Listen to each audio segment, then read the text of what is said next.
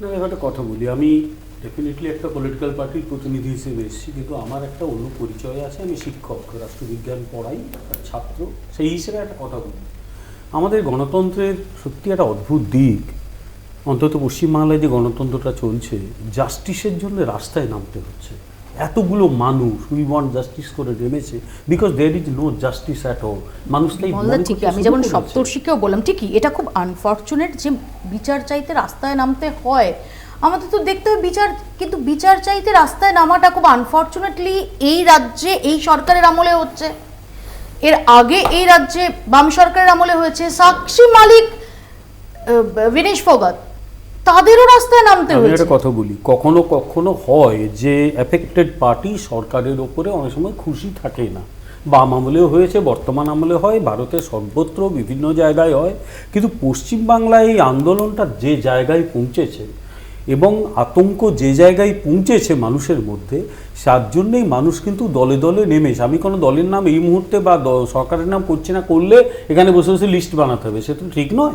আমি শুধু একটাই কথা বলি যে আমাদের দুর্ভাগ্য হচ্ছে যে সমাজের একটা বড় অংশ মনে করেছে সত্যি এই রাজ্যে জাস্টিস নেই, আমাদের মানে জাস্টিস জন্য এতগুলো মানুষকে নামতে হচ্ছে। এটা একটা দিক। আরেকটা দিক হচ্ছে এই আন্দোলন একটা বিষয় প্রমাণ করে দিয়েছে। এই আন্দোলন ওরা চেষ্টা করেছেন ওদের বক্তব্য অনুযায়ী নন পলিটিক্যাল, যদিও আমি নিজে মনে করি নন পলিটিক্যাল বলে কিচ্ছু হয় না, কিন্তু তবু ডিরেক্ট পলিটিক্যাল পার্টি তারা নেতৃত্ব দিচ্ছেন, সেসব তো হয়নি। সেই অর্থে আপনি এটাকে নন পলিটিক্যাল বললেও বলতে পারেন। এই আন্দোলন একটা বিষয় কিন্তু প্রমাণ করে দিয়েছে, এই পশ্চিমবঙ্গ সরকারের বিরুদ্ধে মানুষের ক্ষোভ ঠিক কোন জায়গাটাই পৌঁছেছে। সাধারণ ফেসবুকে যদি বলা হয় reclaim the night, lakh lakh মহিলারা রাস্তায় নেমে আসছেন। মানুষ একবার ডাকলে এইভাবে চলে আসছে। ছাত্র সমাজ বলছে আমরা নবান্ন অভিযান করব, হাজার হাজার মানুষ নেমে আসছে।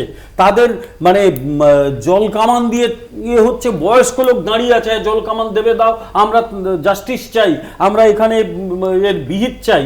এইখান থেকে বোঝা যাচ্ছে, আমি জানি যে যারা স্বৈরাচার তারা এই চশমাটা না ওই ক্ষমতার চশমা পরে, আমরা যে সাদা চশমা বাইরেটা দেখতে পাচ্ছি, তাদের হচ্ছে এই ক্ষমতার চশমা। এই ক্ষমতা যা রং বাইরেটা ওইভাবে দেখে।